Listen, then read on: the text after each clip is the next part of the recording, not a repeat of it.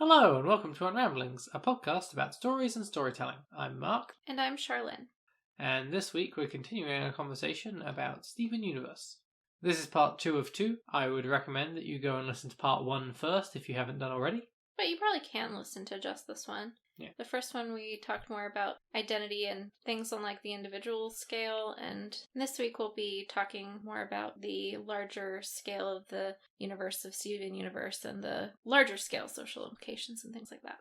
Just in case you are listening to just this episode and are not terribly familiar with Steven Universe or need your memory refreshing, we're going to be doing the original TV series, the film, and the Steven Universe Future series that they did. Follows a young child who is half human and half weird alien gem rock thing. He has special powers. His alien mother gave up her physical form to create him, and with her friends, the crystal gems, helps to protect Earth and such. So before we get into it at all, we'll do a quick bit of spoiler warnings here. We will obviously be spoiling the entirety of Steven Universe, the Steven Universe movie, and Steven Universe Future. If we have any other spoiler warnings that are more precise on other things, or any content warnings, we'll drop those in right here. We have a very small spoiler from the early period of the TV show Legion. We also have a very small spoiler from Harry Potter and the Deathly Hallows. We don't really have any content warnings. We do, at a couple points, touch on trauma and post-traumatic stress experience of war, but not in detail, more as an idea. Okay, and back to the past. Welcome back. So, just in case you didn't listen to last week's episode, but want to push on with this one anyway, we'll do a very brief synopsis. Steven Universe is a cartoon about a gem-human hybrid, and gems are an alien species that create their bodies out of light from a gemstone. Steven is the first such hybrid ever to be made because his mother gave up her own existence in order to create him. The show makes a lot of use of tropes from Magical Girl anime and other cartoons of the last 20 or so years, and starts off with the protagonist pretty young, and then as he grows up, we learn more about the history of the world and the war of colonization, essentially, that was perpetrated on Earth before he was born. Which will be the focus of this episode. Yes. So over the course of the show, he is essentially trying to correct a lot of the lingering damage as much as possible of that war, which is more of the part we'll be talking about compared to the aspect in the first episode where we talk more about the sort of lingering emotional and interpersonal stuff that is being addressed throughout the show as well, also dating back to those same events. Yeah, cool. Okay, so I think to talk about how the dynamics of this world work, we ought to talk a little bit about the societies and the structures that are there within that world, so that we can talk about how those societies are interacting a bit. I think that with the humans, it's fairly standard. Yeah, it's pretty much the world we know with some minor tweaks that seem to be, at least in some way, influenced by the fact that, I don't know, it's unclear when it was, but at least a few hundred years ago, there were a whole lot of interstellar incursions on the planet that ended up destroying a lot of things, and also resulted in the installation of a bunch of alien environments on different parts of the planet. And the show does use having that element of the human society that is very much like ours as a nice way to just independently of anything else critique it a little bit. I mean, some of it is just sort of set up as parody. I mean, you have these sort of landmarks like Empire City that are clearly just intended to be wink wink nudge nudge. It's a large city, probably New York. It's definitely New York because on the way there you pass New Jersey and they specifically call out New Jersey. There's a nice drive-by that I feel you probably appreciated when we saw it. I think on how rude people are on the road or how it smells or something about it was definitely negative. Yeah. And also it's called Empire City. Yeah. Right, but you do see the map of the world and there's definitely some major changes. Like there's a huge ocean in the middle of a continent that is not interrupted in that way, you know, in our reality, etc. So like clearly some major changes and damages were wrought upon the Earth a few hundred or 1,000 years ago or something when the diamonds first tried to take the planet.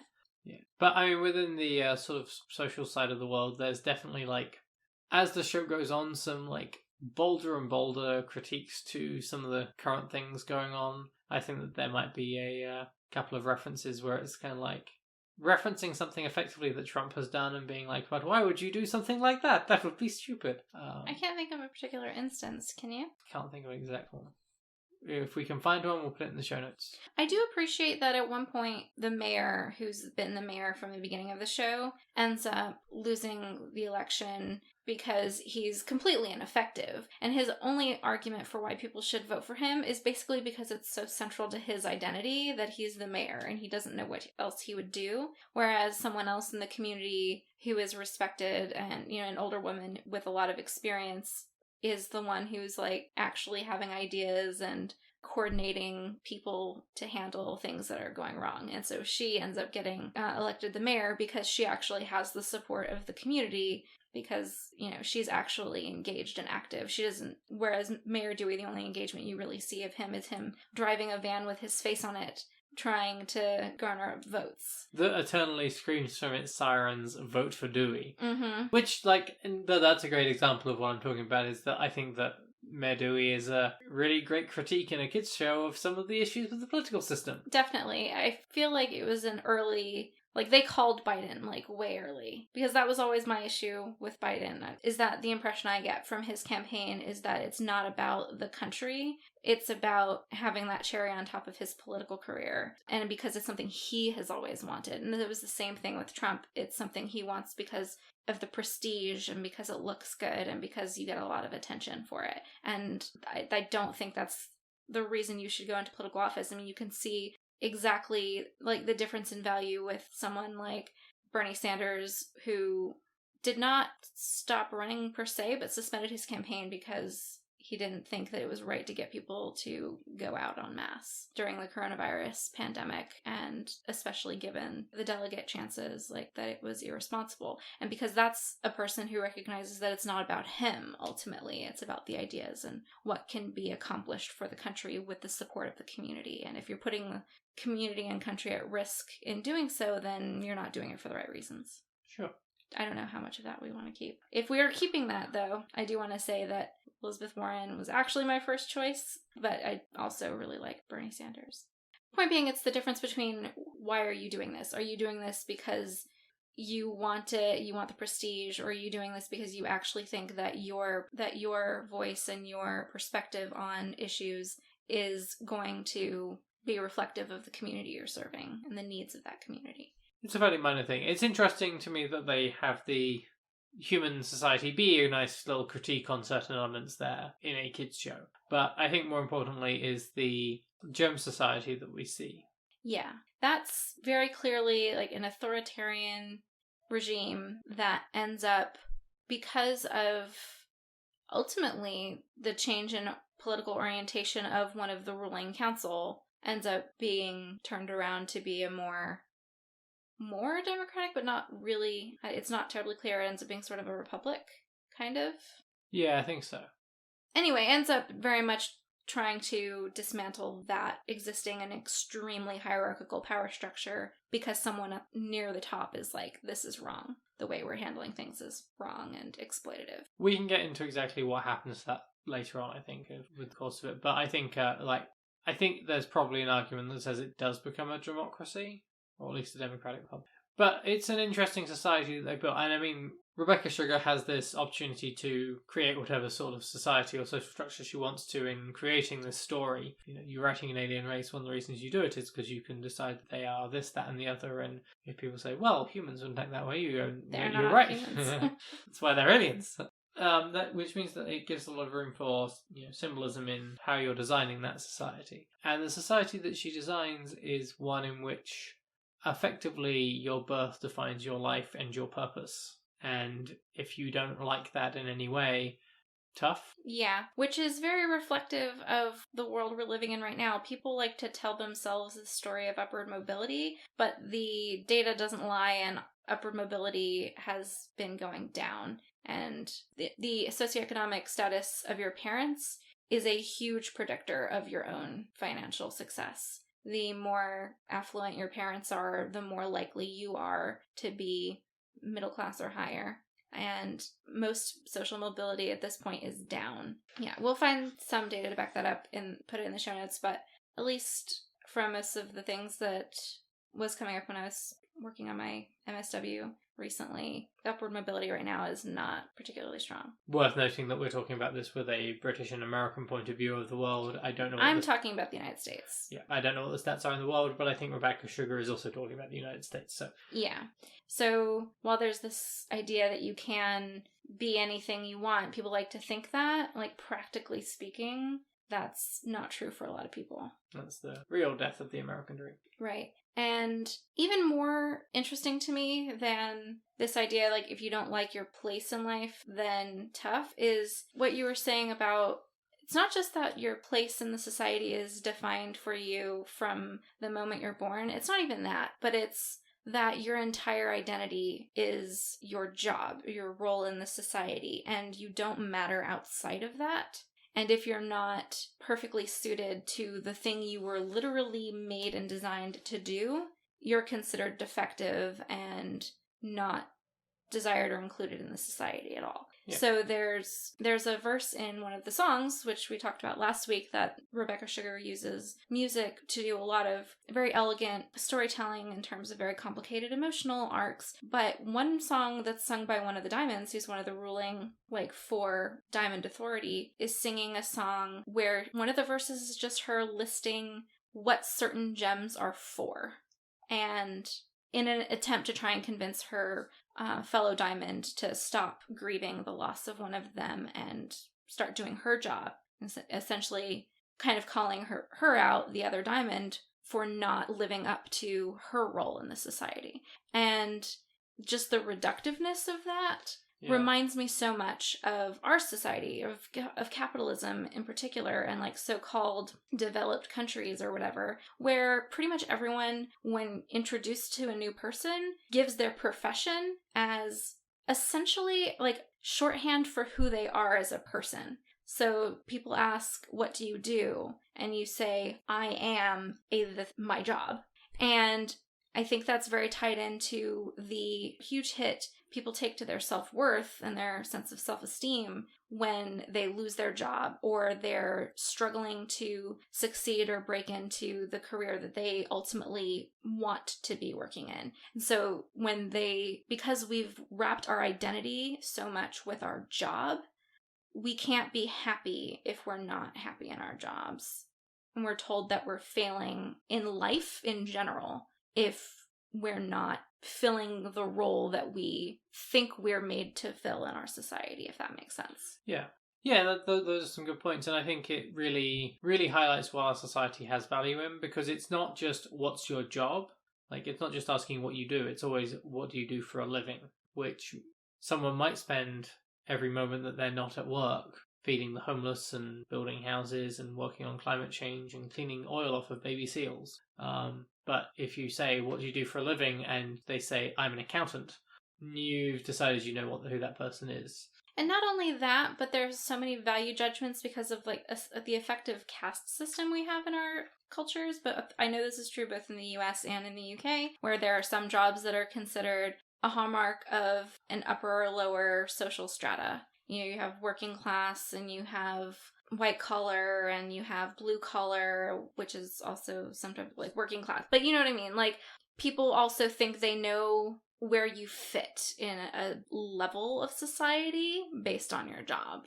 There's a definite tier system that some people don't like to acknowledge because it's frankly bullshit, and everybody's inherent value as a human being, no matter where they work, basically. But I think that might currently be considered a politically controversial comment to make. But that everyone has intrinsic human worth and should not be considered disposable. That should not be controversial. But Charlene, the economy.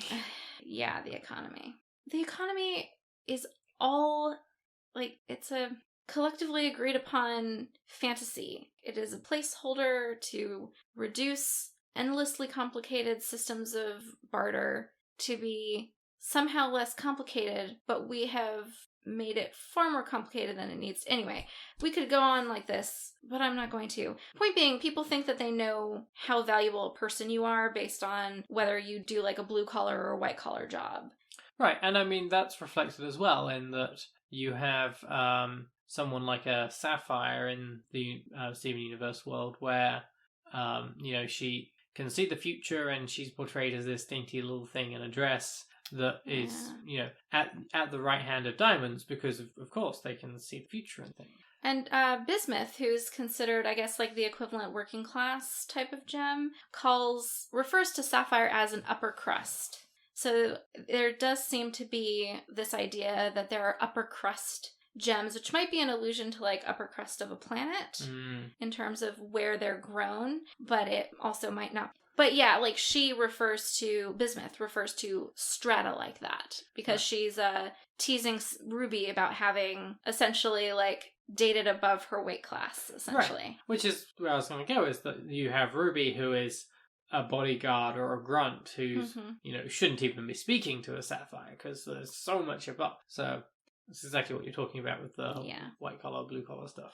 Right. And I do think it's interesting that the main fusion that they choose to show in the show for a long time is Garnet, who is a fusion of an upper crust gem and a like lower class gem, who was, I think one of the phrases that bismuth uses another time to refer to like the lower tier of gems is made right in the dirt.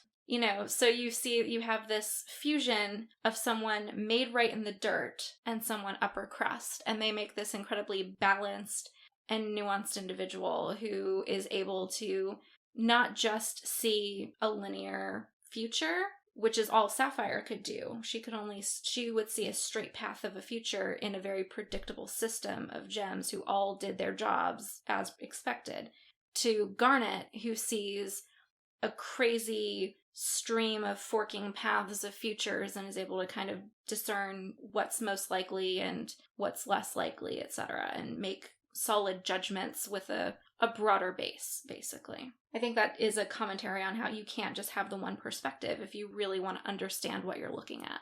Yeah.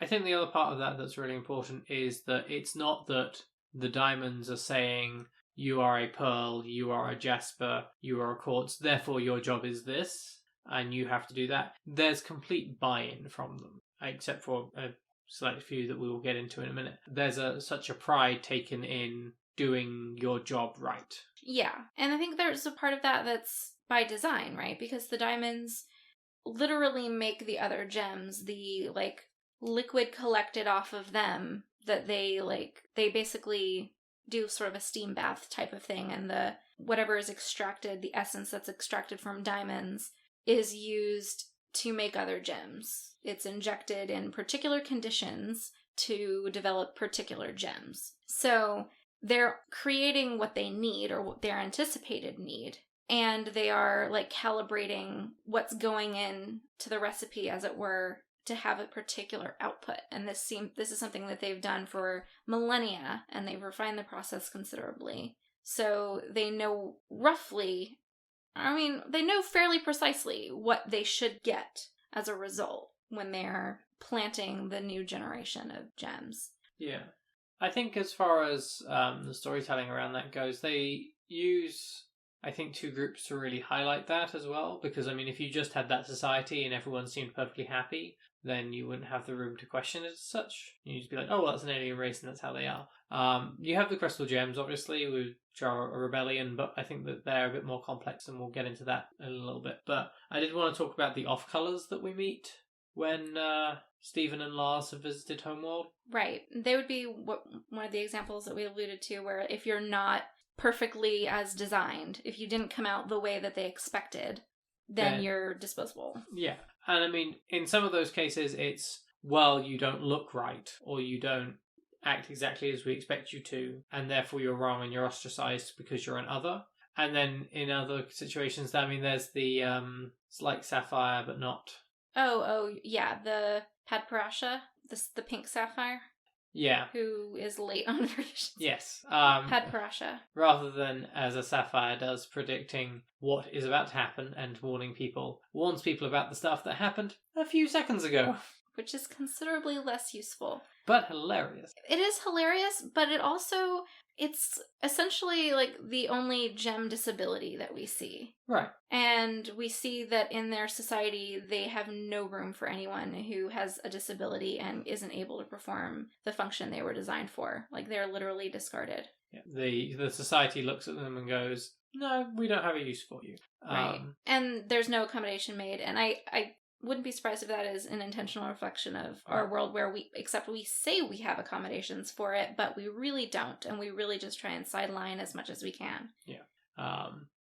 Which is wrong, which is what we're saying. Yes. Like, we do not think that's okay. Like, not enough is done to enable full participation in society for everyone, regardless of their ability status. It's very disheartening to hear people grumble, as I have done at various points in my professional and adjacent time, about having to do stuff to meet ADA requirements. And that's how they take it. It's, we have to do this because we've got to meet these requirements. Not, we should do this because it would be good for people in our society. Yeah, and it's not even just, it's everybody. It's everyone who seems to find accommodations that might mildly inconvenience other people who don't need them, who seem to just feel so put out that they have to be a little considerate. Like, you told me before about people who will, like, plug their phone charger across an aisle, like a ramp. Yep. That the ramp that is there for wheelchair access and accessibility for people who can't handle stairs and strollers and things like that. And people do not understand why it's a problem that they have put a tripcord across it. Yeah. Which is honestly a bad thing for anybody, but in particular makes the ramp totally unusable. I mean, it's not great for your phone if I'm going to go and jump up and down on top of it. I still don't really understand why people think it's okay to just plug their phone in the store and sit down and chill out. You wouldn't do it in a Target. But anyway, that's not the point. Yeah, point being, like, when I was a residential counselor, we had a child on the unit at one point while I was there who was severely allergic to peanut butter, and we were reminded of existing protocols that we were supposed to be following anyway, because you never know, sometimes kids have allergies that you don't know about yet. But, like, things like if you're making a peanut butter and jelly sandwich, you cannot use the same knife because you might transfer peanut butter into the jelly, like, container or whatever, etc. And you can't have certain, like, we couldn't bring candy that contained peanut butter in because of the kids, you know, if they got into it or whatever, or if they traded something or anything. And people would be shitty about it. I'm like, oh, we can't, oh, right, yeah, we have to use a different knife. Like, yeah, you have to use a fucking different knife. Like, oh my god, like, this kid could literally die and go to the hospital. And you're, like, exasperated because I want you to clean a knife or use a second one. Anyway. Do people put the same knife in both? Lazy people and lazy children will try to. Because some of the kids are older and, like, you want to encourage them to be more self-sufficient, so you might take them into the kitchen area to make a sandwich and let them make it. But if they're doing that, you have to be like, okay, you have to get the jam first if you're going to use the same knife, and you really shouldn't do it anyway, because we're not really supposed to cross-contaminate anything, because you never know, someone could be allergic to grapes or whatever. But yeah, you're supposed to wash it in between or use a different utensil, and people will get really exasperated about it. Because people suck. People do. And I'm sure that you have a million stories from your brother as well. Oh yeah, definitely. But I don't know if you want to get into that. A lot of the time, like I've mentioned before, my brother has some mobility stuff. Sometimes he's good with walking for a while, but he usually can't walk for a long period of time, and sometimes, you know, his joints just aren't where they need to be for that. And, like, we've gone to places like the Renaissance Fair or museum or something like that, and the sort of place you do a lot of walking, and a lot of the time we have to, like, have a plan in place for if he needs to use a wheelchair at some point or for the entire day so he can actually enjoy the activity. And, like, the Ren Fair, like, you can get wheelchairs, but the area is not really designed for it, which I do kind of get. And that's fortunately one of the areas where you don't have to pay for a wheelchair, which sometimes I'll just check and I'll just see so that we can be prepared to pay like $10 or whatever if we need it. But we'll have a couple, like sometimes the place will only have one. And, you know, if someone else is using it, then too bad. Going back to the show and our earlier take that everyone has intrinsic worth, Rebecca Sugar's showing a universe where people don't see past that first part and just completely discard them from society. Like, they're a group of people that are in hiding because if they're found, they'll be destroyed. Right. It's making the subtext just the text of the universe, you know, subtext from our reality, where the subtext being that you are your job, you are what you can provide to the society, and here, no, that's literally the case, and you are nothing more than that. Right. I think it is the case that there are people in our world who feel that way about people with any form of disability, or who think, oh, well, if you can't go around a museum without a wheelchair, you should just not go to a museum because people are terrible. But the thing is, like, people tend to have those perspectives in the abstract when they're confronted with an actual individual who is interested in going to a museum but would need a wheelchair to do that. If they know that person, they will feel entitled on their behalf to the accommodation. It's when people are too far removed from our experience for us to, I think, really conceive of, like, their personhood, that these, like, broad, cruel generalizations are able to survive, I think, in people. Right, which I think is part of the problem that we have, is that I think a lot of politicians have managed to make themselves so removed from the struggles of the everyday person that they don't have that understanding, can think of the average citizen in the abstract. And you get a representation of that with White in Steven Universe as well. Yeah. When she first appears, she has completely secluded herself. You cannot get in to talk to her. You cannot communicate with her. It's just a complete no-go. And society's just running based on what she has decided. Hundreds of years ago and never checked in or changed. I mean, even Blue and Yellow Diamond are just following her rules. Right. Blue and Yellow being the other two remaining diamonds in the hierarchy, who were actually pretty much running things during most of the show.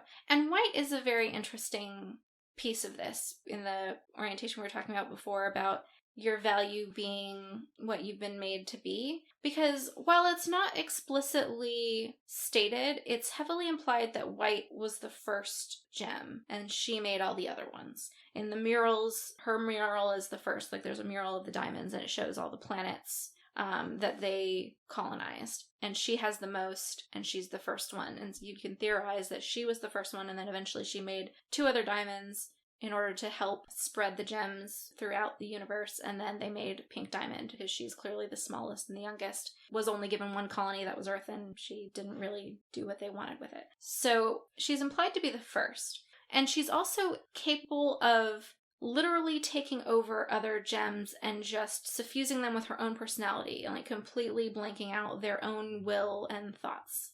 And given the fact that the other gems are made from like an extraction of the diamonds, there's sort of this implication that she only values the other gems because they're pieces of her that she's put out into the universe. And they're pieces of her, so she feels like she can and should be able to control them, and they can and should do exactly what she expects and wants them to do. And if they're not, then they're wrong, and they're part of her, and if they're wrong, she can get rid of them. You know, there's definitely this, I think, literal sense of ownership and complete authority over all the other gems, which, I mean, they're called the Diamond Authority, and I think that's reflective of that.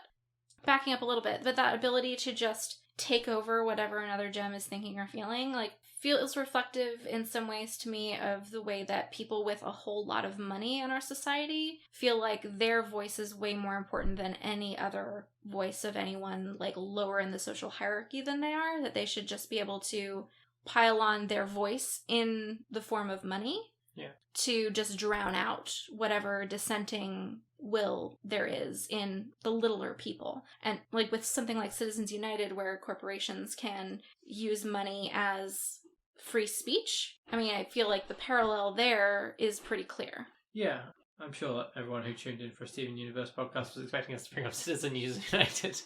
For those people not in the US, Citizens United was a court decision that ruled that corporations can use money, or that corporations count as people, and thus they can donate to political campaigns. Yeah, they can donate to political campaigns as part of an exercise of free speech. Yeah. We'll put a link in the show notes. With regards to like the whole ownership and just feeling like she can do whatever she wants with them, and then to an extent with that image that you're putting of our social elites of money, there, I think you can make a similar contrast or comparison with slavery.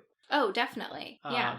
As a total form of property. Mm-hmm. And I think that if we look at the way that the gem civilization conducts itself within the universe, then those comparisons become that much more obvious as well. Yeah, definitely. I mean, you definitely see through the history of it that the Diamond Authority are a colonial government, basically. They spread out looking for new sources of natural resources to create more gems and build more infrastructure for gem kind. Yeah. And in the process, completely strip their colonies of all of the resources that are necessary to sustain even gem production, and in the process of gem production, destroy any organic life that was native to the planet.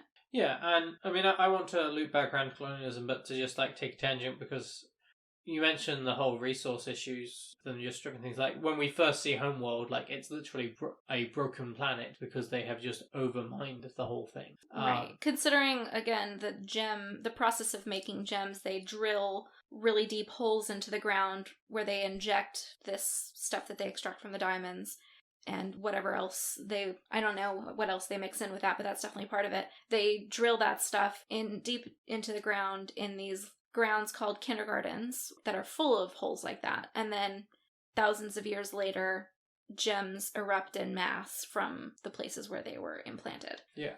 So we understand that they've done this to many planets and completely destroyed billion planets, as you mentioned, including going to other planets and taking, like, Pink Diamond has got a, quote, zoo of, like, various life forms from other planets that she's kept. But I think that it's worth noting how Steven Universe starts up as a TV show and, like, sort of the concerns that it has in those first couple of seasons while it's really finding its strength before it feels like it can be making messages about colonialism and capitalism and caste systems. I think its like first larger world message rather than individual relationships message is about sort of environmental concerns and resource usage. Like the first big bad that they have to fight or are concerned about is the cluster, which we find out is a horrific mangled mass of like shards of gems that are growing together to make lots of large arms and things all twined together. But it's part of like the core of the planet, and it becomes effectively the planet fighting back against this overuse of the resources. How is it the planet fighting back against the overuse of the resources? I mean, it's an embodiment by having literally put a body into the planet. Well, I mean, it was a weapon. They were hoping it would be anyway. Like the diamonds implanted all the shards hoping that they would form, like that when they emerged, because it was so much of it, that it would break the whole planet as like a last fuck you to the earth because of that pink. Right. But within the visual situation that you get of that and the concern of the planet dying, like you have this struggling planet that has been taxed and you have arms coming out of it to attack you. I suppose. I don't know that I would read that as a statement on conserving resources and sustainability. I think that's more of a aftermath of and consequences of war and how that's going to continue to complicate things and hurt future generations, and maybe also the way that we treat veterans. Those are all things that I think are in there in various ways. It's not the first message that I get from those early seasons, especially because of the way that their set pieces around it are designed. They spend a lot of time traveling to beautiful places that are sort of crumbling in one way or another. And you see the kindergarten, and it is presented as such a sort of barren, waste, canyony area. That's true. I do agree with you on that. Like I think that the show does definitely make a point to show that the areas where the gems make their kindergartens and where the gems come out is a barren wasteland that nothing can grow in after that process. Which is a point that not only is one of Steven and thus Pink Diamond's powers to make things grow, and you see like the beauty of the gardens that she worked on, and those are big set pieces as well. But also a little bit later, Steven and Amethyst go back to the kindergarten where she was born and try to make things grow there. Unsuccessfully, because it's been stripped bare. But it's an effort made within the show to try and reverse that process. It's very much shown as a negative thing. Yeah, I agree with that. And I do think there's a lesson there in that when you do take an extractive mentality to an area for too long, there is a point at which it can't really recover in the way that you might one day want it to be able to.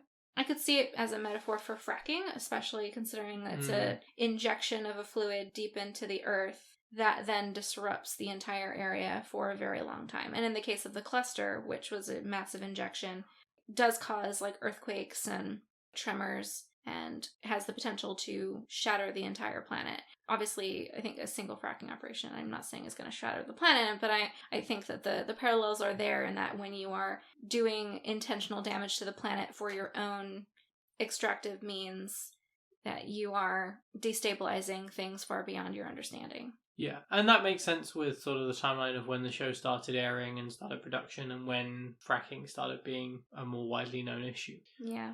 So maybe I'm going too far and looping the cluster into it, but otherwise you agree with me? I can see where you're going with that, yeah. Okay, I'll take it. In terms of sustainable things and like just as a condemnation of a like resource stripping mentality and like not seeing an ecosystem as valuable in and of itself, I think that just the general orientation that the diamonds have, I think is a pretty clear, like, making a pretty clear stance against that kind of thinking, in that the entire reason the crystal gems, really pink diamond, defects away from the Diamond Authority is because she sees the beauty in organic life, and she knows that the process of injecting gems all over the planet is going to completely destroy all of the organic life, all of the ecosystems, and that will be lost and will not be able to be replaced in any way. And because of that, she decides that she would rather defend the Earth from the Diamond Authority than be a part of that machine. Yeah. And you know what? Going back to what we were talking about with the you are your role and you are what you were made to be, in a sense, Pink Diamond Rose Quartz makes sense as a revolutionary figure because she was the first person to validate other gems' desire to be different and do different things than they were designed for. She herself, though, still lived up to her designed role of leading other gems, being a leader. Because, I mean, if you go back to What's the Use of Feeling Blue, the verse that I was talking about before says a diamond is a leader. Yeah. It's interesting because we see a lot of dimensions of the Pink Diamond Rose Quartz situation, and you do get a lot of progression there. I find it kind of entertaining that, like, a lot of the problems that they have with Pink is that she wants to do whatever she wants to do. Mm-hmm. But she was raised as a younger child in this civilization where she's told, you're one of the 4 most powerful people, and we get whatever we want. Mm-hmm. And then they got upset with her for expecting to get whatever she wanted. Right. And also, like, they made her to lead and then got mad when she decided to lead her division of the community in a direction they didn't like. But yeah, so it's interesting because, like, she, in doing what she was made for, she did that by telling other people they didn't have to do that. Yeah. And speaking of colonialism before, you'd mentioned when we first see Homeworld, it's literally cracked, like, in half. Like, the planet is held together by its gravity, but it is not actually of a piece any longer. And it's clear when you're getting closer images that that's basically because they've riddled it so thoroughly with holes for making gems that it has no structural integrity. It's basically a planet made of pumice. And that's Swiss cheese. Right, and that's why they keep having to go to other planets. And I think the root of that is that gems are immortal, and yet they keep making more of them.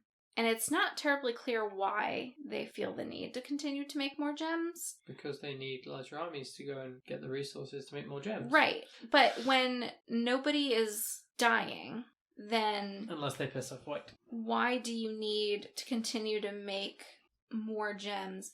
My only theory would be that there are sometimes antagonists more suited to stand against them than humans were, because humans definitely didn't have the technology to stand against the Gem Authority, and like their superior weapons, spacecraft, etc. So there must be other wars that they were fighting, but there aren't any going on at the time of the show, at the time that Steven goes and meets the Diamonds. Because if there was, that would have been the immediate rebuttal of, like, we can't, when he's making the case that we can't keep going on as we have been, colonizing and extracting everything from planet after planet after planet, destroying ecosystem after ecosystem to make more gems, and chaining everyone to the life we decided for them whether they want it or not. Like, that's not right.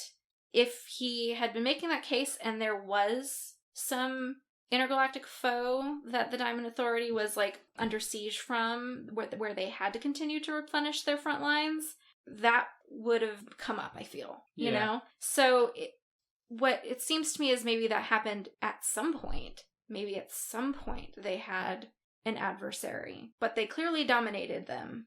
And now they're just going on because it's how they've always gone on. And I think there's definite parallels there to where we are now. If you want to talk about parallels, the Gem Society has the largest military in the universe, but no one that is actually any use for them to use it against. Right. Nobody is attacking them, clearly. But they have all these warships. They have a ship that can destroy a sun or something. What was it? The one that Lars steals?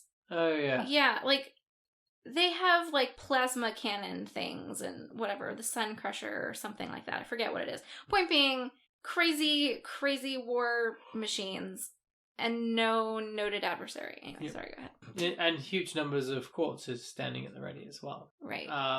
Yeah, I mean, the only thing they made on Earth were 2 kindergartens full of quartz soldiers. A batch of amethysts and a batch of jaspers and carnelians. And those are infantry. And why the hell do they need infantry? Maybe there is a bigger foe and it just hasn't come up yet. Maybe there's like some lore or prophecy. Funny side. Maybe. I don't know. Point being, it seems gratuitous and unnecessary. There does seem to be a commentary of the military-industrial complex in there. Definitely, right. And that's the parallel I'm seeing. It's like they've built up this crazy army and they feel like they have to continually increase their support of it. Much like our budgetary spending on the military, and like it in comparison to the rest of the world. And yeah, we are involved in wars, but we don't actually need to be involved. We got ourselves into all of those wars. It's not like anyone is attacking us here. Yeah. And yeah, I know geopolitical stuff is more complicated than that. I'm saying we decided to be this global police peacekeeper-y role and then complain about it, and that's not something any other country felt the need to do at this point in our timeline. So, but we continue to do it and continue to use it as a justification for allocating so much of our budget to military spending and so little of it to any sort of social programs that would actually increase quality of life for our people or for people anywhere else. Yeah. I think it's worth taking a moment to talk about the way that war is represented, both in its time and its aftermath. Mm-hmm. Fairly early on, we find them on like an old battlefield that's now covered in weird strawberry type things and butterflies. Giant strawberries and giant butterflies that keep going to Stephen's eyes. Yep. And, you know, Stephen's image as at that point, effectively a small child of like hearing about the idea of battle is, that sounds amazing. Mm-hmm. But there's a lot of time spent from the Crystal Gems being like, no, war is bad. Right. Because they've actually been in a war and no. Right. And I think that you see some of that with Connie and her sort of thoughts about fighting. We talked about it a little bit last time where she wants to protect, but she doesn't necessarily want to hurt. Right. There's that moment when she realizes her own capacity to hurt other people. It's all been theoretical up to that point, doing training in martial arts. But then when she actually hurts someone with it by accident, she finds it personally devastating, which makes sense and is a good sign of her character. Yeah. Well, you also have that scene when Greg is explaining to Stephen what the gems actually are. Like, that, because Stephen didn't really realize that they were part of an alien race that tried to colonize the planet and that they had rebelled. And Stephen is like, oh, but they were the good guys. And Greg says, there's no such thing as a good war. Yeah. And that is, I think, a very great and very intentional line. It's like, it doesn't matter what side you were on, war is still not a good thing. It still has devastating consequences. It's still incredibly painful for everyone involved. And, you know, whether you're on the right side or not, the best war is the one you don't have to fight. It's much like any fight. I mean, that's why in martial arts you're first taught to, you know, to try and avoid a fight. Yeah. I definitely I loved that line. I really appreciated it. He does come out with some amazingly deep lines for a kid's show and for that character. Yeah. And I do like what you're talking about. They're spending all this time, they go to that strawberry field full of giant weapons a lot. And also are constantly going around fighting the gem monsters that we later find out are the result of the war. They're gems who are corrupted in, like, essentially, like, the gem version of a bioweapon that was unleashed on the planet when the diamonds retreated. They sent out a blast that corrupted every gem left on Earth who hadn't made the evacuation order or was an enemy combatant. And wasn't standing behind Rose's shield. And wasn't, like, the handful behind Rose's shield. And all of those became corrupted, didn't know who they were anymore, didn't have any emotional regulation anymore, and became monsters, basically. And so they're going around trying to subdue and contain all of those remnants of that war. And it reminds me of landmines that are all over our planet from wars that are long over. In high school, I was part of International Baccalaureate. And the International Baccalaureate program, a big part of what they do is fund landmine retrieval around the world. And my stepdad is a lieutenant commander in the Navy and joined the military to do explosive ordnance disposal, particularly underwater explosive ordnance disposal. And that tells you something about, like, the ongoing effort to, you know, try and remove these traces of hostilities, even hostilities that aren't ongoing actively anymore. But they, like, landmines from the Vietnam War are still killing people. Yeah. And in terms of the corrupted gems, I mean, I feel like there's a pretty good commentary on, like, veterans and, like, the mental damage that people take when they're part of a war. Yeah, and I mean, I think it's worth noting that when the crystal gems are going around and taking care of these monsters, like, they're not killing them, they are effectively putting them into stasis in the hopes that they can be cured later, which turns out they can be, mostly. But the monsters that have been created from gems on both sides. So sometimes they're doing it with someone that they fought alongside, and sometimes it's someone they fought against, but either way, they're keeping them in stasis in that way. So there's A, level of compassion for someone who's supposed to be your enemy, and B, just the emotional concept of having to deal with people that you might have fought alongside in that situation. Mm-hmm. Encountering someone who you know, but who doesn't know who they are, doesn't look like who they used to be, doesn't know you, and is trying to kill you. Yeah, I could definitely see parallels there with, like, post-traumatic stress disorder, particularly in the end where when they are treated, they still hold some effectively scars, like some physical reminders of what they were like as corrupted gems, often it's horns that they have, and seems appropriate in terms of, like, inner demons, you know, of, like, sort of an indicator that you can never go back to the way you were before that experience. You can be functional again, but you will be changed by it, and you will be different. Yeah. I feel like that's true of any trauma, not just living through war. I mean, you'd be the one to know in this. That's what I'm saying. I think that makes sense for any trauma, not just experience with war. Because of your experience professionally, not because of your deep experience with multiple traumas or something. Thanks for clarifying. I mean, you know, I think most people have experienced some degree of trauma because very few ideal lives are lived. I am speaking in general as, like, you know, from a social work and psychology perspective. Trauma leaves a mark. You can't unring that bell. Yeah.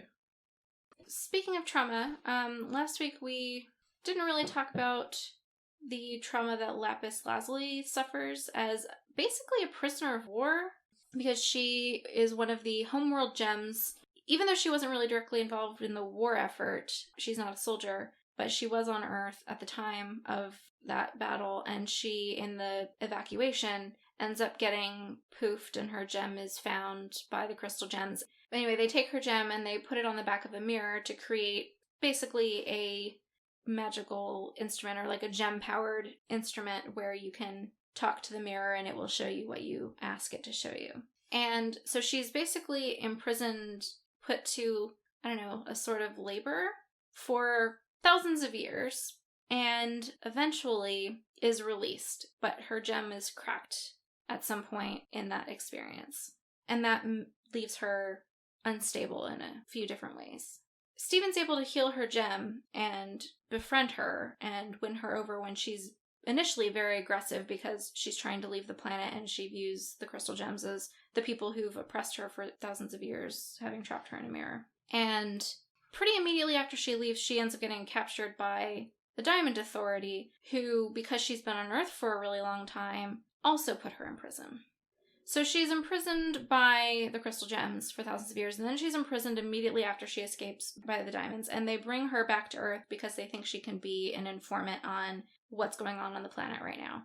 She, at one point, like when that ship crashes, she refuses to be rescued because she's given up on anything. Like she thinks that if she tries to escape, she'll be punished by the Diamonds for escaping. She ends up escaping anyway, and when a sometime antagonist gem, Jasper, wants to fuse with her because she's very powerful, so that they could together take on the Crystal Gems, she does, but not to help Jasper, to subjugate Jasper. And she realizes that she, in that situation, has the capacity to oppress somebody else. And I find that very interesting for a lot of reasons. We see that after that experience, she never wants to fuse with anyone again. She finds it very traumatic. At one point, Jasper comes crawling back, like wants to fuse with her again because Jasper misses how powerful of a fusion they were. Because Jasper is also a very powerful soldier and wants that expanded capacity and strength.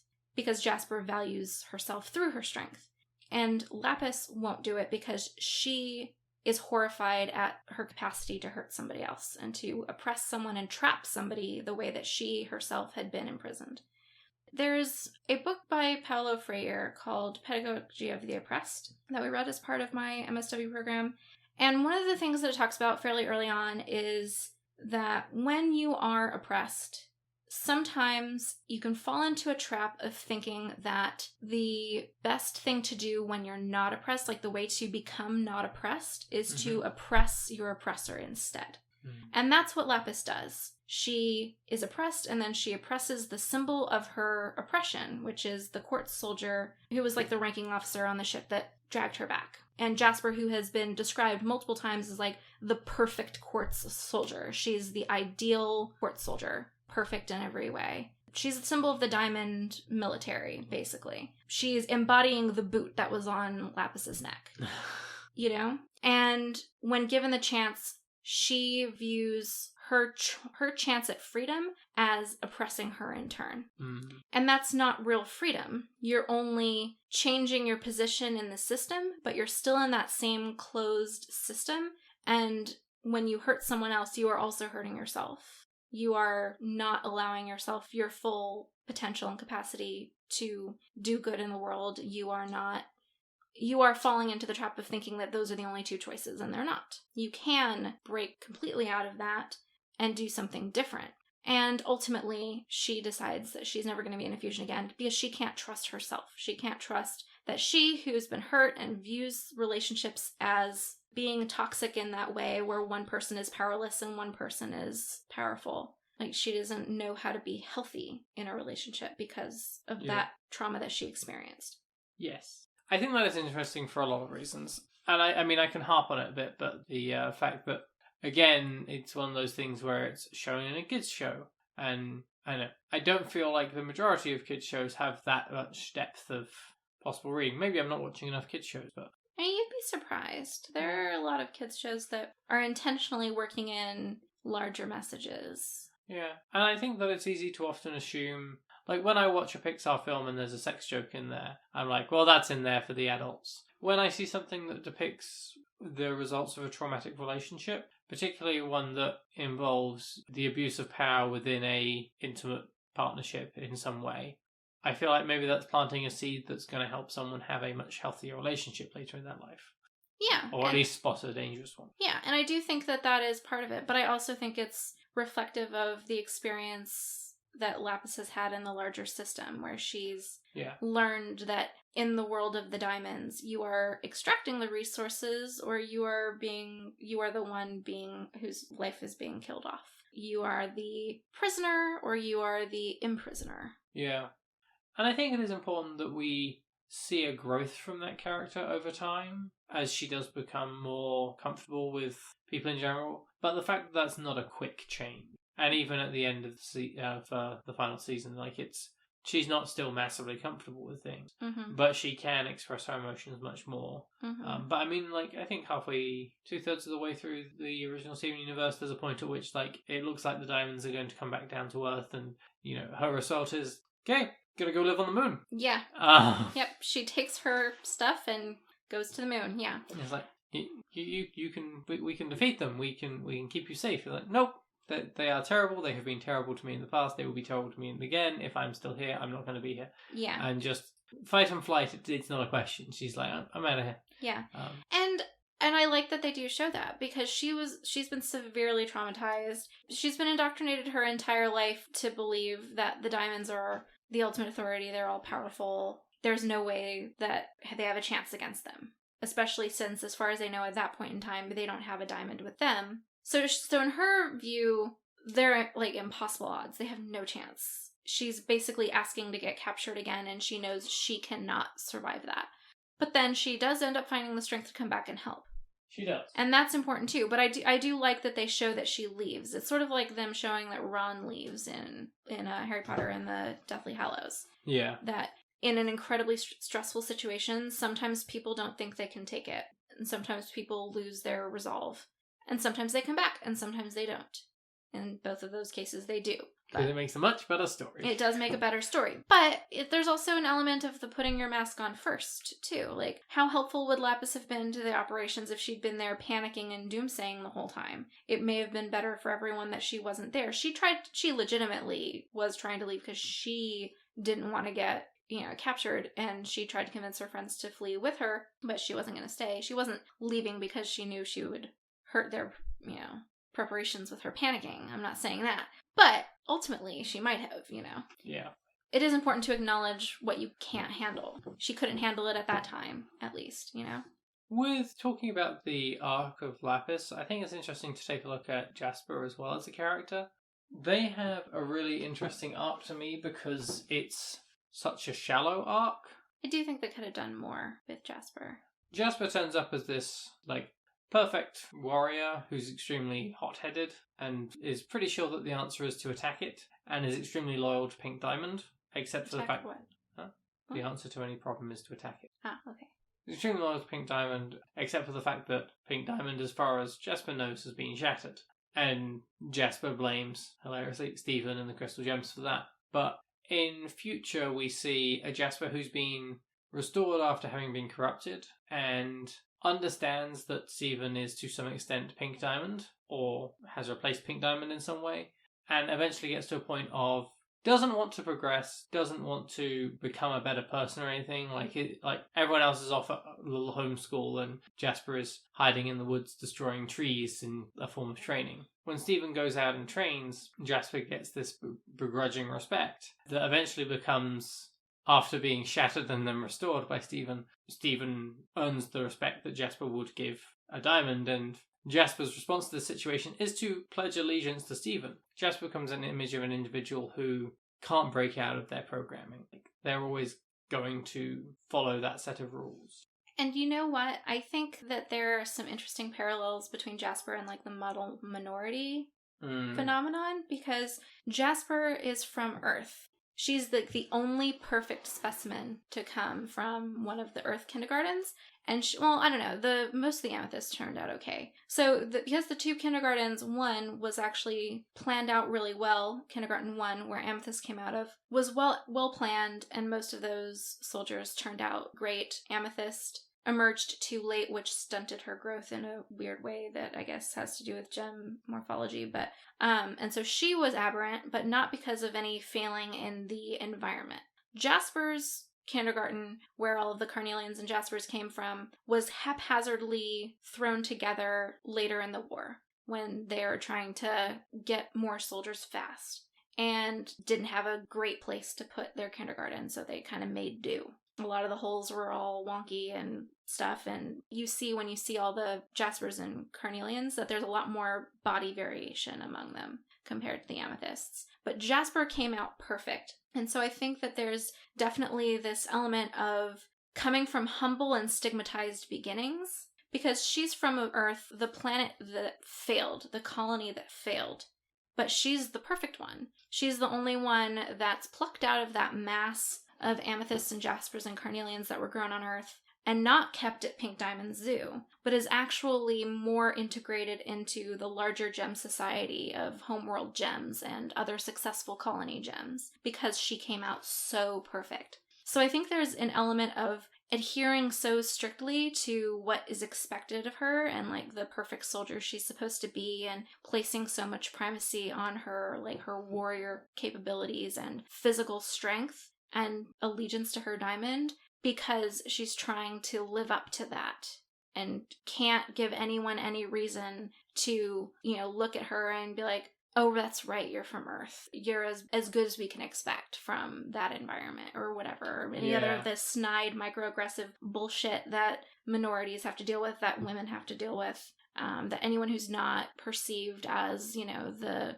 default white guy in our society sometimes has to deal with, depending on the context they're operating in. So to me, it makes sense that she's got this massive chip on her shoulder, no pun intended, because she is waiting for someone to try and knock it off, and she is going to be ready to knock them down when they try. And that's why I think she's internalized so deeply that power is all that matters. That's why she doesn't want to fuse, she views it as a cheat, because she thinks you should be able to handle the challenge or the fight with your own capabilities. And it's only when she keeps encountering fusions as opposition that she's willing to try it. She's like, okay, well, if those are the rules now, fine, we'll play by those rules. I'll get someone to fuse with me.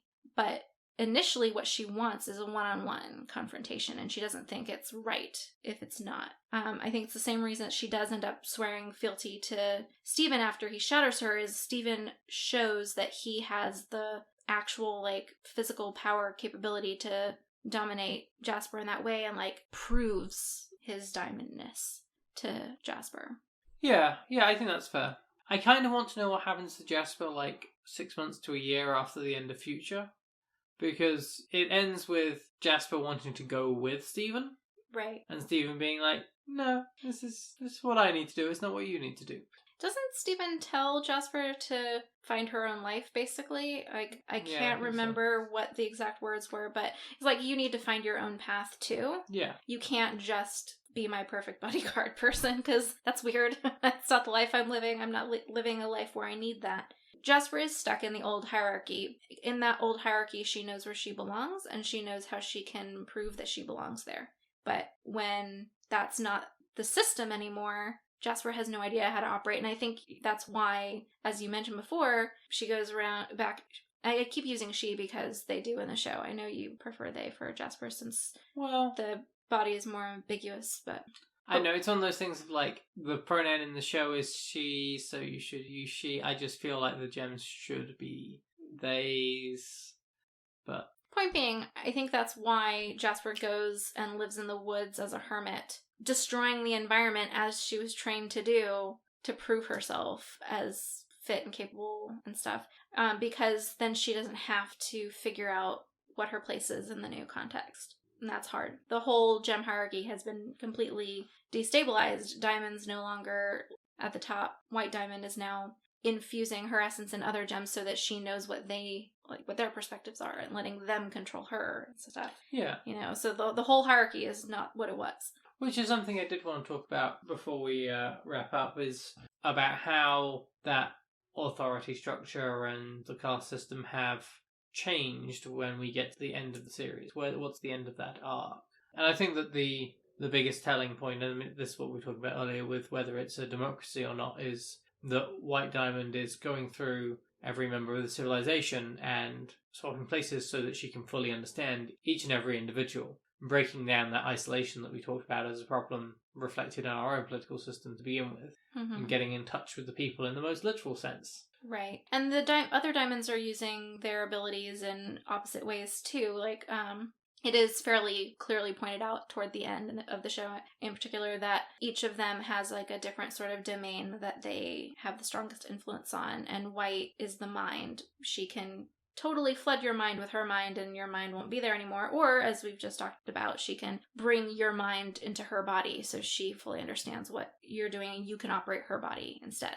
Yellow was the general for the Diamond Authority, and one of her abilities was to destabilize a gem and essentially like poof it instantly, so that you had no body, and then the gem had to reform after a while of soul searching, basically, to figure out who you were. Seems like a very meditative process where you have to totally reevaluate your entire self and then you exist again. But she was able to do that, and now at the end of the show, she's physically piecing together all of the shattered gems from the war to make them whole again, so that they can be who they once were, so that they can have life and personhood again. So where once she was using her ability to destroy, she is now using it to heal. Yeah.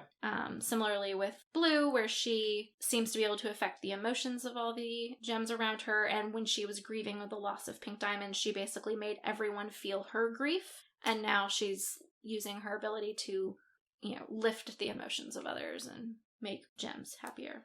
So you do kind of see their abilities becoming less of a way that they can oppress the people under them, and more as a responsibility that they have in their capacity to serve the other people. Instead of flooding everyone with her negative emotions and crying, Blue is responsible for making sure everyone's happy. Instead of shattering or destabilizing, Yellow Diamond is now like a surgeon and a doctor, and is the one who's responsible for putting people back together, literally.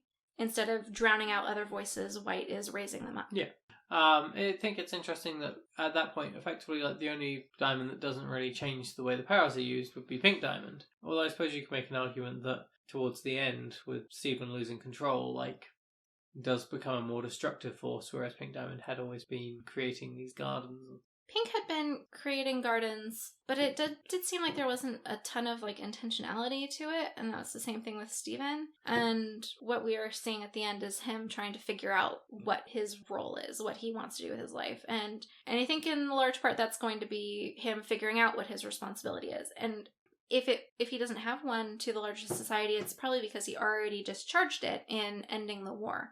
Pink Diamond's role in the Diamond Authority was always to bring them together. She was the one who made them laugh, who made them feel, who made them more connected and more of people and less of role-filling automatons. Yeah. And Stephen was able to do that and does continue to do that. Like, he reminds them of why they love each other and why they care about other life. Yeah. I think the only other thing that I wanted to talk about, and there's not, unfortunately, a good transition to it, is fusions, basically, in like the larger world of the gem society. We talked last week about how they're taboo, and we talked about the caste system earlier, and I just wanted to point out that almost certainly the reason that fusions are stigmatized in that society is because every gem is designed for a particular purpose, and a fusion, you don't know what the fusion's abilities or personality is going to be until it happens, so it's an element of unpredictability, which is obviously exactly what an authoritarian, extremely regimented society does not want. It also introduces elements of unknown power that could potentially challenge the Diamond Authority or the caste systems that are supposed to be above whatever the component gems belong to. I'm wondering if you see parallels in our world with that.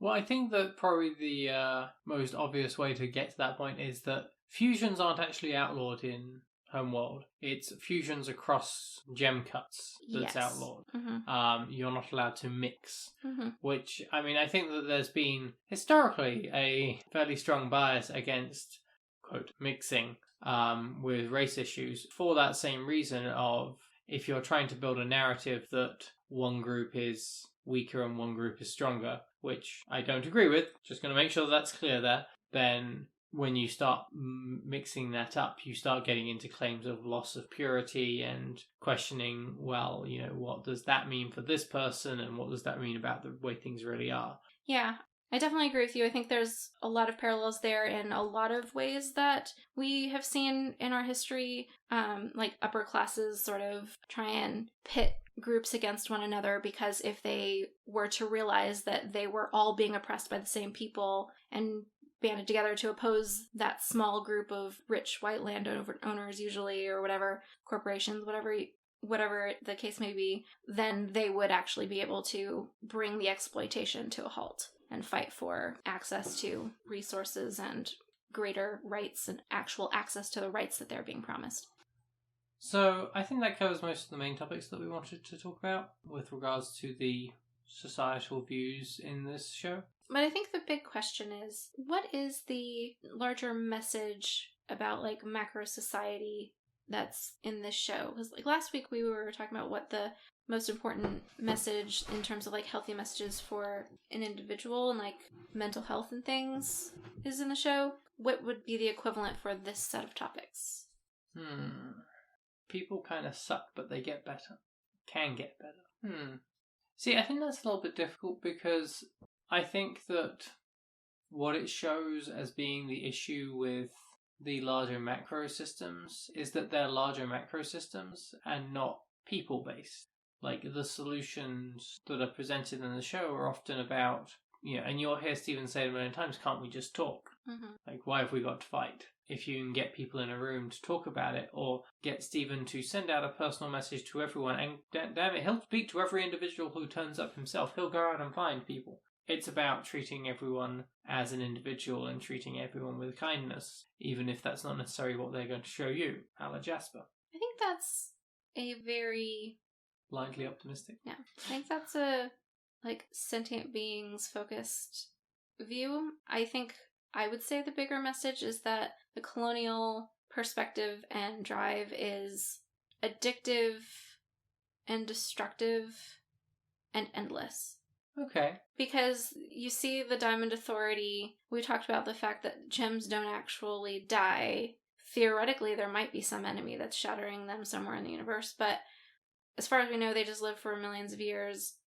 But they keep thinking they need to make more, and the process for making more requires them to pull so much out of a planet that no organic life can exist on it.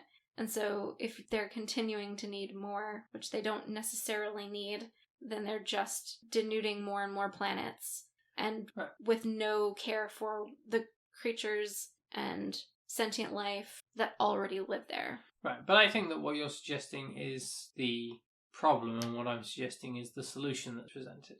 Maybe. And in my mind, I was thinking that, like, it's about being kind to everyone and everything. I acknowledge that I did only refer to sentient beings. Assuming, of course, that trees aren't sentient, and I'm not convinced. Yeah. I think it's definitely condemning that particular way of operating in the world. Yes. And saying that it's not sustainable and is very destructive. Misguided. Places value on the wrong things. I think it's interesting from a storytelling aspect how they do that, because I think that they do it through a personal level. The majority of the storyline is about Stephen and his friends and just trying to live their lives, and this complex getting in the way. Mm-hmm. Like, it's not presented as, like, these messages that we're talking about are all in the show, but they're not explicitly so, because the show talks explicitly about how it affects people, from the people's point of view. In terms of the sustainability part, environmental messages that I'm talking about, as well as political messages that I'm talking about, I think that a part of how that's really brought together has to do with the visual storytelling, because you both see it in, like we talked about before, how barren the kindergarten is and how depressing, as you say, on the personal level it is for Peridot and Amethyst and Stephen when they're unable to get anything to grow there. And that's part of Peridot having a crisis about having been a part of that. About she was a kindergartner, not for that one, but it was people in her field that did this, and she has some hope that it could be undone, and it can't be. And then seeing Homeworld, I think that was like the big image to really show you the scale of that problem. Yeah. And I think that the combination of those things really helps you understand like this larger sustainability and environmental like message that they are conveying about the mark that this sort of orientation over time has on an environment. Like this sort of resource-hungry political machine. Yeah, I think that's fair. So I think that's a good answer to the big question. I have sort of a two-part bigger question for you about fusion. Okay. So we never see, I don't believe, two different variations of the same cut of gem fuse. We'll see multiple rubies fuse, but they're all red and they just make one big red ruby. Mm-hmm. But we never see, like... two different quartz soldiers or something. Right. So does that mean that if the diamonds were to fuse themselves together, would they make one really big diamond, or would it be a mix of the two? I don't know, but I think if pink and yellow and blue fused, it should make a white diamond. I think usually you just get sort of a muddy brown when you try that. But it's considering like the whole with the light thing. Yeah, because her whole thing is that she's the pure light, and then all of the other gems show part of her wavelength. I think she says something like that. Or they're imperfect reflections of her. That would suggest that she had taken like a decent chunk of all of her elements out. So I wonder if that causes any of the weirdness around her and her world. We do see diamond fusion, because Stephen fuses with the different ones. Which is interesting because... not with the other diamonds. Not with the other diamonds, but with the crystal gems. Mm-hmm. It's notable that several of those are named after quartz. So with amethyst, that makes a certain amount of sense. But the fact that Rainbow Quartz 2.0 and Rainbow Quartz 1 are called that doesn't make a huge amount of sense, because there's actually no quartz involved. It does, because it's a name. It's not actually... Right.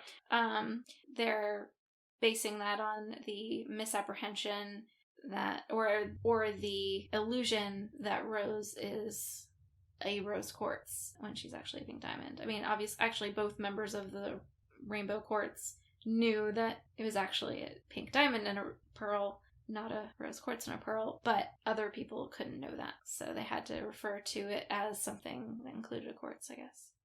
I suppose that there's not another quartz that they can fuse with there. See what a... Yeah, because fusion's fairly... Yeah, okay, that does make sense. Yeah, but you do see a pearl and a ruby fused. And one of the off colors is a ruby pearl permafusion. Okay. Whose name I can't remember. But I do think if it was yellow and blue, then there should probably be a green diamond who would probably have the powers of both of them. I think you would get a different one. I think it's harder to say with a jasper and an amethyst or something, because they seem to have all the same abilities, especially considering that even within the same gem, they seem to have different weapons, because I think Peridot is impressed when Amethyst has whips. It seems to imply that not all of them do. Yeah. And we know that rubies don't all have the same one, because we see that Eyeball has a dagger, and the ruby we know who's part of Garnet has a gauntlet. So within the same type, they don't all have the same weapon. So that's definitely not a distinguishing thing. But they both, amethysts and jaspers, do the spin ball thing and are just generally really strong, etc. So it's not like we see either of them have elemental powers or something, The other question I have is, we see with some of the fusions, the gems will appear in the places that they are on the individuals. And one of the rubies that we meet has one of their eyes replaced with a ruby. Mm-hmm. If you had one ruby with a left eye as a gem and one ruby with a right eye as a gem, and they fused together, would they be able to see? I would assume so, because the body doesn't actually have a function. It's just a light thing. They decide what functions it can carry out. Just like Amethyst often decides to have a digestive tract, but she doesn't need to have one. I don't think that they need to have what look like eyes to see. Just like I don't think they need to have what looks like ears to hear. You see the topaz that comes with aquamarine to capture human samples. The pair have their gems on either ear, and when they're fused, it looks like they're wearing earmuffs because they've got one on each side.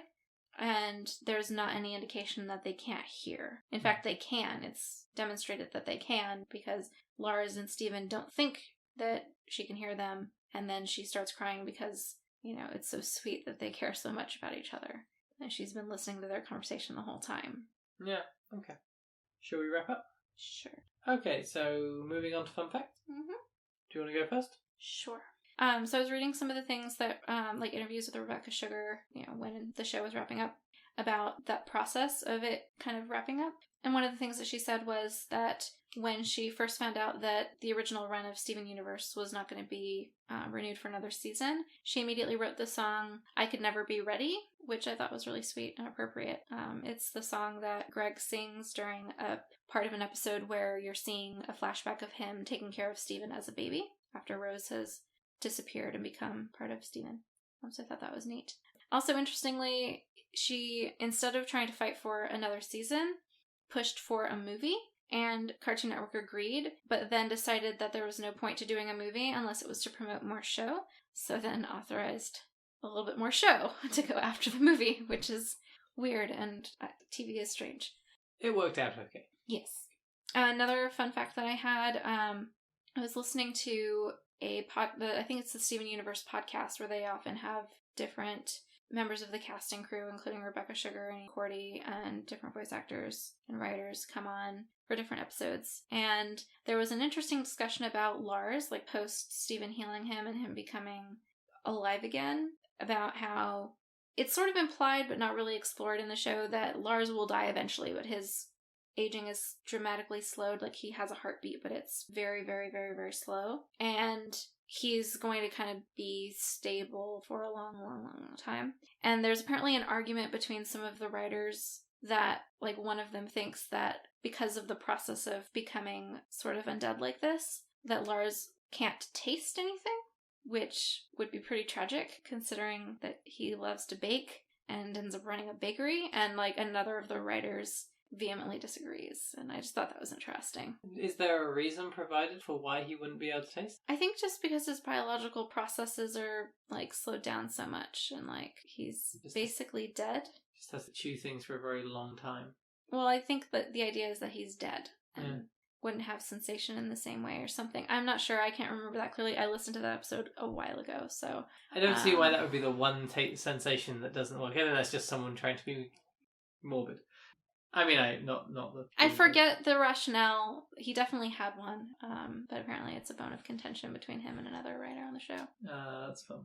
They also said that Lars is likely to have a somewhat sad future as everyone he knows grows old and dies around him, so there's that too. Steven might stay around. Well, yes, other than Steven. I mean, he's got gem friends. It's true. He does have gem friends, but I think there's some disturbing questions to be asked about Steven and Connie's relationship if that continues long term. It kind of depends on how long his development tracks with hers. Like, it might just continue to track with hers and they might grow old together. And then Connie would die at some point and Steven wouldn't. And maybe he would be old for a long time, or maybe at some point he would rediscover his youth. Like, who knows? Or they might become a permafusion and might stay alive that way. I think I remember seeing somebody theorize that Connie's aging must slow or stop while she's fused with Steven, because Steven's gem is constantly healing and keeping everything, like, perfect. Kind of like Carrie in Legion. Yes. And so, like, the idea that Connie's lifespan would theoretically be extended by her time fusing with Steven. So that's an interesting idea, too. Yeah. That might have made a better, bigger question. Oh, well. Wait, I can just ask it as a question and we just cut it in. One of the fun facts that I came across was, I work in a bookstore, so I came across this just as it came out. In October, they brought out a book to coincide with the release of the Steven Universe movie called The Tale of Steven, that tells it from, I believe if you read it two directions. I can't remember. I didn't read the book. I sort of intended to. I just never got around to it. It's really short. I don't know why I didn't. Anyway, but what I did notice is that the book is dedicated to trans and gender expansive kids. That's awesome. Is the Tale of Steven the story that Spinell refers to when she's singing about having heard the story? Oh, it's a retelling of the episode Change Your Mind, the hour-long special that revealed the culmination of Pink Diamond's storyline. Oh, okay. Anything else? No, it was just the one I had. Cool. Do you have any others? I think so. If you've watched the show and don't know who the voice actors are behind some of the fusions of the crystal gems, go look that up because it's hilarious. I think Nicki Minaj is one of them. Yeah, Nicki Minaj is the voice of Sugilite, which is why Sugilite has very limited appearances because her voice acting is very expensive. I bet. I don't think we have any feedback or follow-up this week. Don't think so. I have had some thoughts about some of the other episodes, but I can never remember them when we're actually recording. Okay, so I think we're going to wrap it up here for this week. We'll be back next week with something, probably. You'll have noticed that we've been doing some really cheery episodes recently to make sure everyone's got their spirits lifted up, which is why we've done a feminist series of tales about sex and death and a kids' film about death and 2 episodes about a kids' TV show that talk about issues of identity crisis and colonialism and capitalism. Anyway, I hope your spirits are lifted up from that episode. In the meantime, you can find us on social media. Our links are in the show notes below. You can email us at unramblingspodcast@gmail.com. We're happy to hear from you with any ideas, suggestions, questions, or berations about the fact that we don't ever post a schedule that we actually keep to. We may post on our social media what we're going to do next week. We might not. Cool. Thank you for listening to Unramblings. We hope that you'll join us next week. Shall we get back to colonialism war? Yeah. Well, no, we shouldn't do that. That'd be pretty bad for them. Also, we don't have an army, or vastly superior weapons. Those are really the two things that help out with those. Well, actually, no, mostly now it's just corporation money. Well, money is a placeholder for all the other stuff.